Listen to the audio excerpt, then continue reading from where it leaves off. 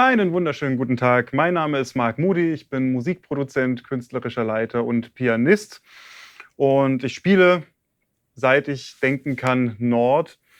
Und deswegen hatte ich die großartige Möglichkeit, dieses wunderschöne Nord Grand 2 übers Wochenende auszuleihen und mal zu schauen, was es so kann.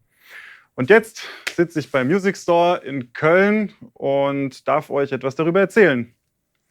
Ich gebe euch mal einen ganz kurzen Überblick. Es ist das Nord Grand 2. Es ist quasi die, ich würde sagen, aufs Pianistische ausgelegte Instrument in der Nord-Familie.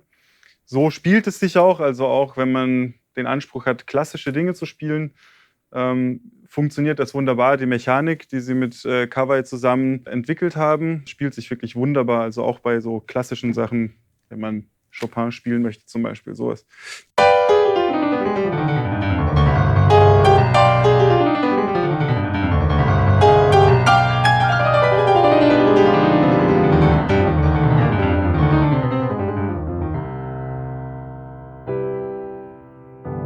Der Jazz Chopin. Genau. So, kurzer Überblick über das Instrument. Es gibt eine Piano-Sektion, es gibt eine Sample-Sektion, es gibt hier das Hauptdisplay und dann gibt es eine Effekt-Section. Und wir fangen jetzt mal an mit der Piano-Sektion. Wer sich schon mal mit Nord-Instrumenten auseinandergesetzt hat, die größte Neuerung beim Nord Stage 4, die gekommen ist, ist dieses Layer-Fader-System. Das heißt, man hat unterschiedliche Layers und die kann man direkt mit einem Fader quasi beeinflussen. Also Nord ist ja dafür bekannt, dass man hands-on sehr viel direkt schnell verändern kann und nicht in irgendwelchen Menüs sich bewegen muss.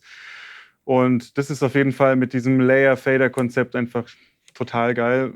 Man spielt auf jeden Fall zum Beispiel Klavier, sucht sich auf den Layer B einen anderen Sound raus. Zum Beispiel nehmen wir mal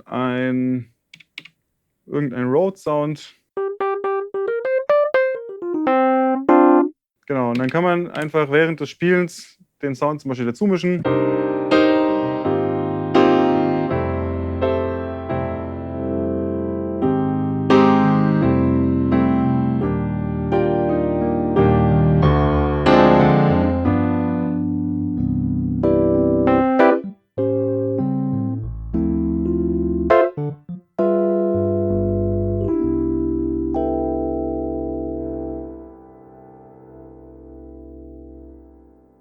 Also total geil auf jeden Fall, dass man hier einfach direkt mit einem Fader die Dinge dazu mischen kann und wegnehmen kann.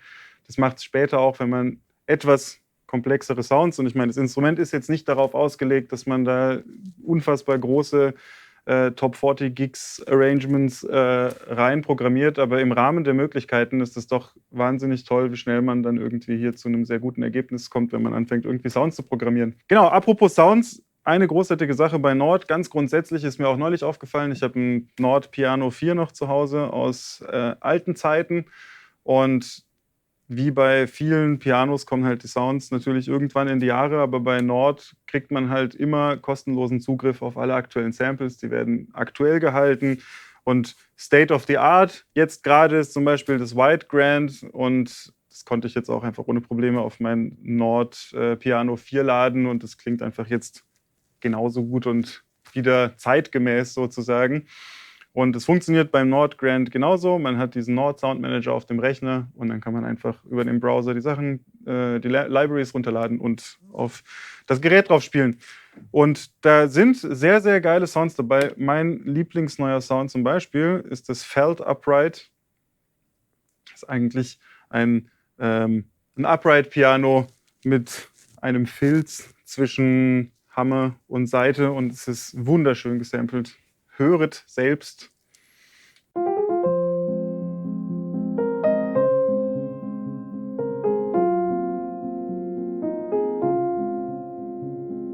Bisschen Hall dazu.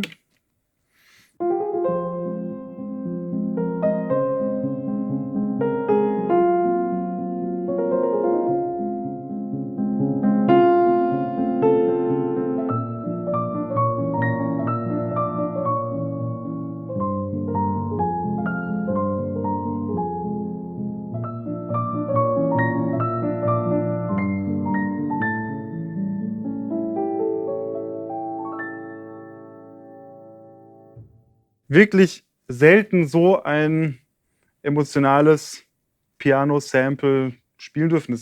Ich benutze das total häufig, auch wenn man irgendwie Produktionen macht am Computer. Selbst dafür ist es einfach total geil.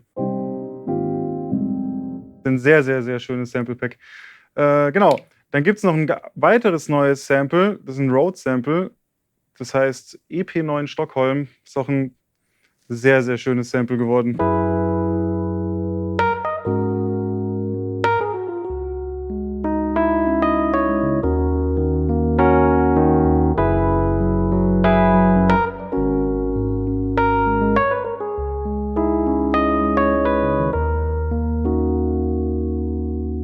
Wirklich sehr, sehr gut getroffen. Und genau, dann gibt es natürlich noch die üblichen Verdächtigen, die man sonst auch noch von Nord kennt. Man kann Klavinett spielen.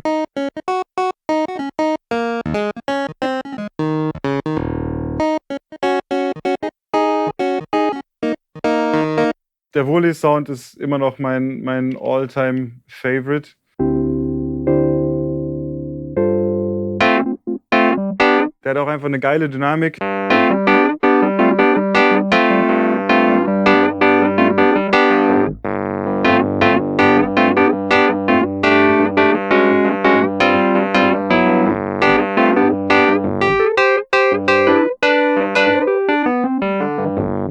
Ist einfach ein sehr, sehr schöner Sound.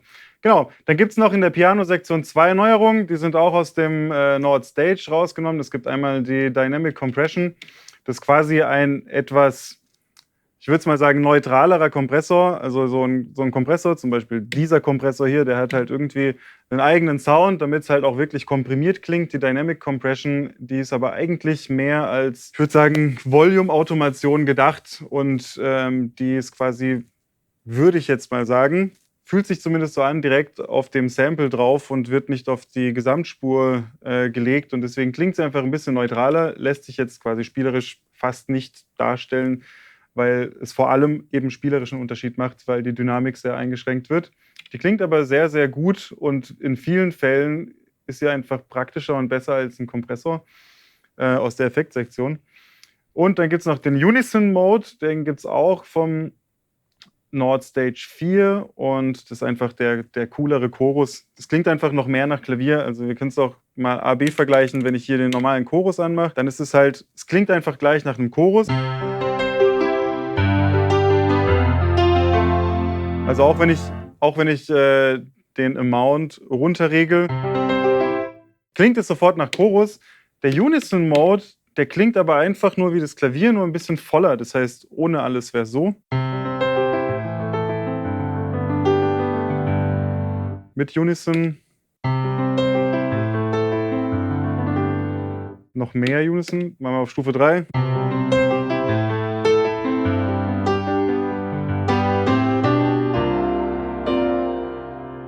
Also es ist so wie so ein leichter Chorus, nur klingt es einfach noch mehr nach Klavier. Also im direkten AB-Vergleich hört man es, finde ich, total gut.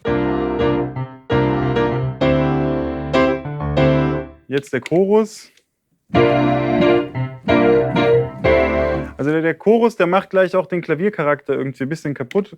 Und der Unison-Mode, da bleibt einfach noch mehr vom Ursprungssound übrig. Aber es klingt trotzdem voller. Aus.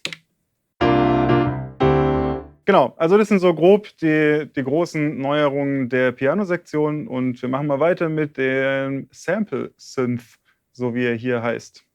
In der Sample-Kategorie sieht man jetzt, es gibt wieder 2 Layer, die man benutzen kann. Sprich, ich kann ebenso hier irgendein Sample mir raussuchen. Zum Beispiel einen Chor. Wunderschön. Und ich kann quasi ein zweites Layer mir dazu buchen. Zum Beispiel eine Flöte. Und kann diese dann übereinander layern, dazu mischen, kann Flöte spielen.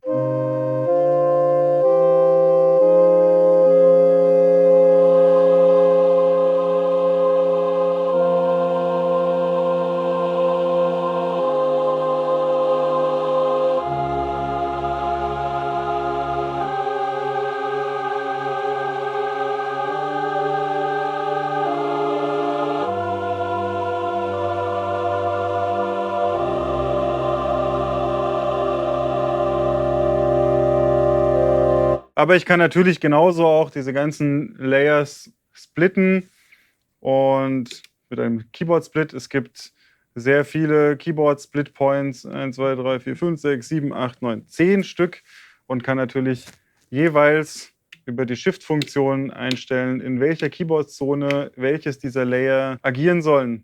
Jetzt habe ich quasi links vom Splitpunkt habe ich den Chor, kann den von der Lautstärke hier einstellen. Oben habe ich Flöte.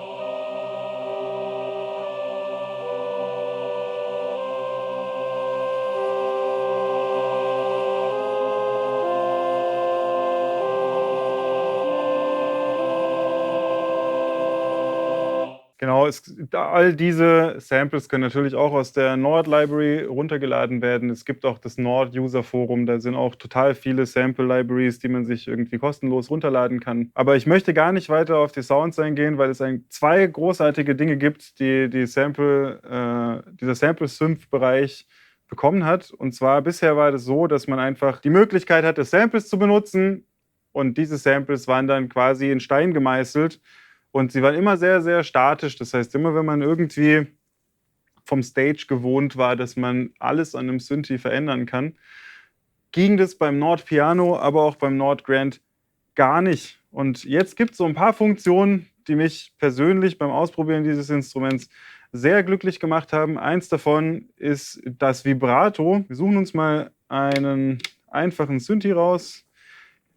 Ist auch, finde ich, sehr smart gelöst, dass man hier einen Regler hat für die Kategorie, in der man sich bewegt. Das heißt, wenn ich hier drehe, sieht man auf dem Display Akkordeon, Bass, Brass Ensemble, Brass Solo, Choir, Guitar, Mellotron, Orchestral. Und so kann man sich durch die Kategorien bewegen. Und innerhalb der Kategorien mit dem anderen Regler kann man dann quasi innerhalb der Kategorien die einzelnen Instrumente anfahren. Finde ich super. So, wir suchen uns mal irgendeinen Lead-Sound. Zum Beispiel einen Triple Saw Lead. Der klingt so. Was bisher funktioniert hat, dass man Decay und Release mit einem Regler macht. Das heißt, und den Attack separat einstellen.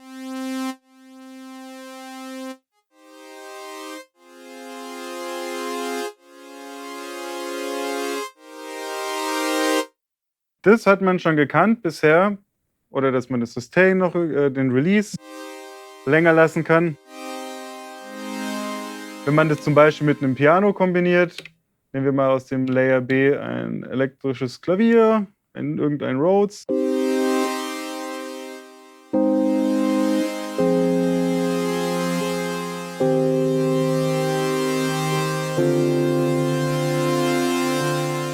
Doch ganz geil, aber was richtig geil ist, dass man jetzt eine Vibrato-Funktion hat. Und zwar kann man einmal das Vibrato einfach anmachen, dann wirkt sich das quasi zeitlich aus. Das ist wie so ein Delay-Vibrato. Also es gibt das Vibrato, das kann man einfach anmachen, dann ist es immer da.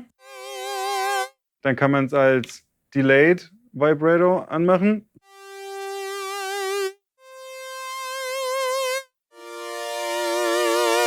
Das heißt, der Ton ist statisch, das Vibrato beginnt später und dann, großartige neue Funktion, kann man es auf das Pedal setzen. Das heißt, mit dem Nord Grand 2 gibt es das Triple Pedal und das linke Pedal habe ich jetzt mal zugewiesen, das geht über das Pedalmenü, habe ich zugewiesen auf Vibrato, das heißt, ich kann spielen, es gibt kein Vibrato und sobald ich das Pedal drücke, beginnt das Vibrato.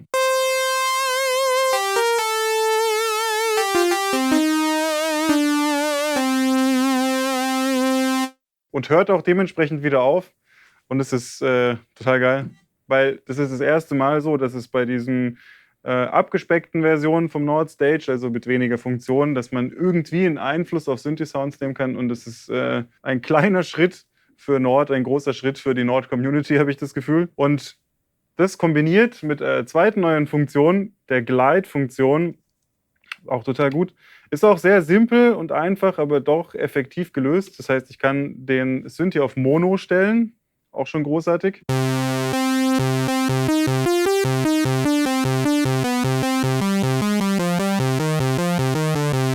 und kann zusätzlich über die Shift-Taste mit derselben Taste Glide einstellen.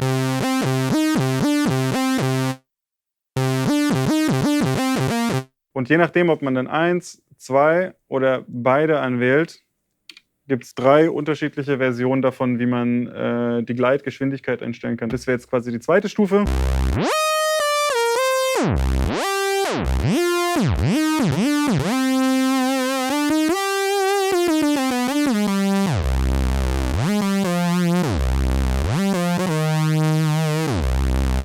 Und dann gibt es noch eine langsamere Version.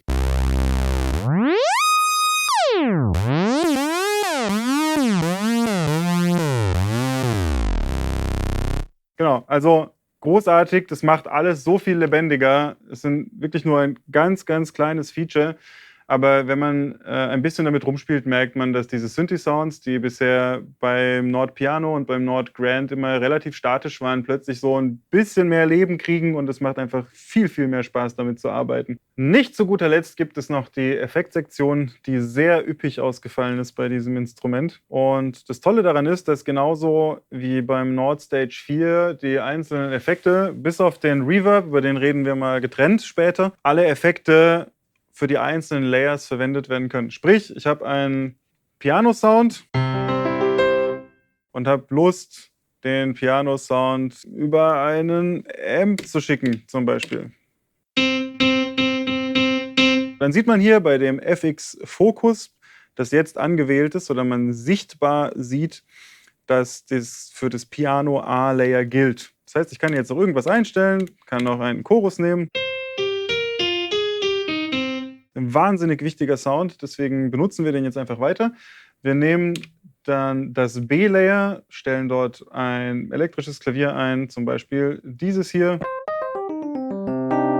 Machen dort einen neuen Sound, neuen Effekt drauf, den gab es bisher auch noch nicht, den Spin-Effekt. Das ist quasi das coolere Tremolo. Es soll, glaube ich, so ein bisschen in die Leslie-Richtung gehen. Klingt aber total geil.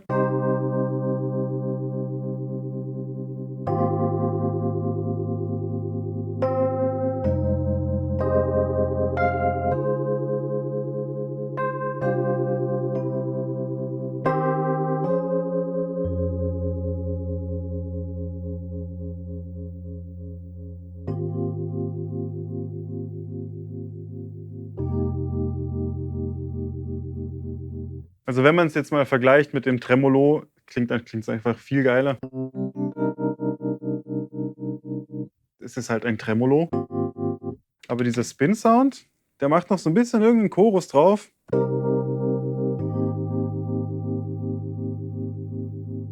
Klingt einfach so smooth. Genau, aber das Coole ist jetzt, dass im Vergleich zu den vorherigen Instrumenten wie beim Nord Piano 4, das bei mir zu Hause steht, ich jetzt gleichzeitig auch also mit der nicht vorhandenen Effektsektion, da gab es ja nur Delay und Reverb und noch irgendwie ein bisschen Amp-Modulation. Vor allem gab es das alles nur global und jetzt kann ich einfach sagen, ich habe hier dieses Layer, aber davon ist der Klaviersound nicht betroffen und ich kann die zwei jetzt einfach mischen mit einer komplett getrennten Effektsektion. Wunderschön.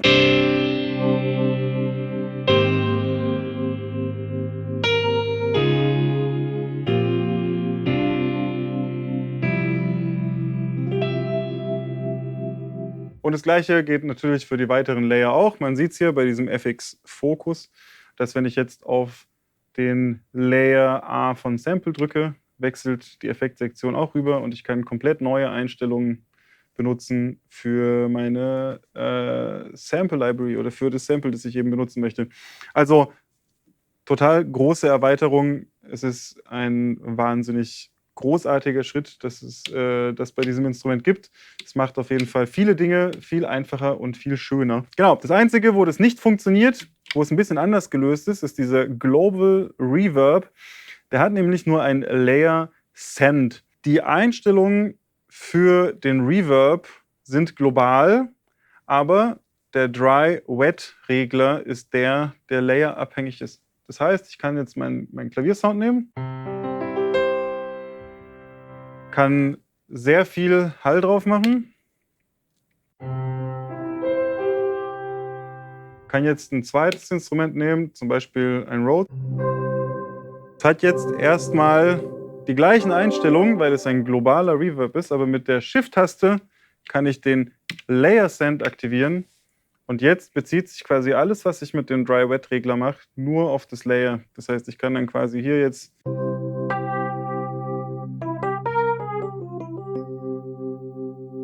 quasi mein Piano B viel trockener mit dem Reverb dazu mischen als mein Piano. Und das Piano ist jetzt quasi 100% wet. So. Und jetzt habe ich quasi trockenen Rhodes-Sound mit dem Hall von einem Piano.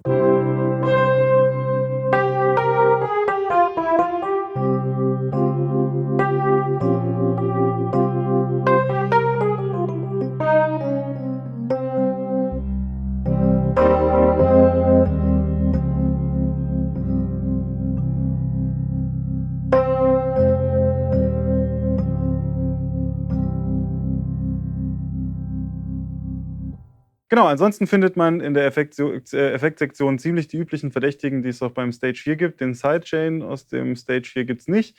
Aber ansonsten alles Pan, Tremolo, diesen neuen Spin. Es gibt ein Wah, einen Ringmodulator, es gibt Phaser, Flanger, Chorus-Effekte. Genau, es gibt dann auch die verschiedenen Amps, es gibt einen EQ, es gibt einen Kompressor. Also nun die wichtigste Frage von allen: Für wen ist dieses Instrument geeignet? Ich würde sagen, es ist für Menschen gemacht, die kompromisslos bei der Wahl ihrer Mechanik sind. Es ist wirklich eine wahnsinnig gute Mechanik und es spielt sich einfach großartig, auch wenn man aus dem akustischen Klavier-Flügelbereich kommt.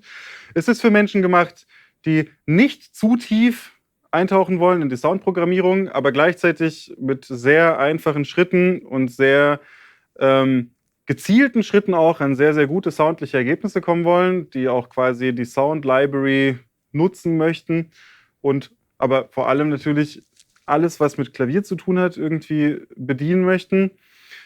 Es ist für Leute geeignet, die mit dem Instrument auch zum Gig gehen wollen. Es passt wunderbar in ein Hardcase. Es ist ein bisschen schwerer als das Stage, das muss man dazu sagen. Aber es ist immer noch sehr, sehr gut transportabel. Oder man kann es auch einfach als Schmuckstück in die Wohnung stellen, weil mit diesen roten Füßen sieht es schon ziemlich, ziemlich gut aus. Und genau, und es wird ausgeliefert mit dem Triple Pedal 2, das ist das neue Pedal von Nord. Alle Flügelfunktionen sind dadurch abrufbar, ebenso auch die Sachen, die vorher in dem Video besprochen wurden, mit dem Vibrato und mit der Zuweisung der einzelnen Pedale wird einfach mitgeliefert. Und dieses Instrument steht ab sofort im Music Store in Köln und kann dort Probe gespielt werden. Mein Name ist Marc Moody, vielen Dank fürs Einschalten.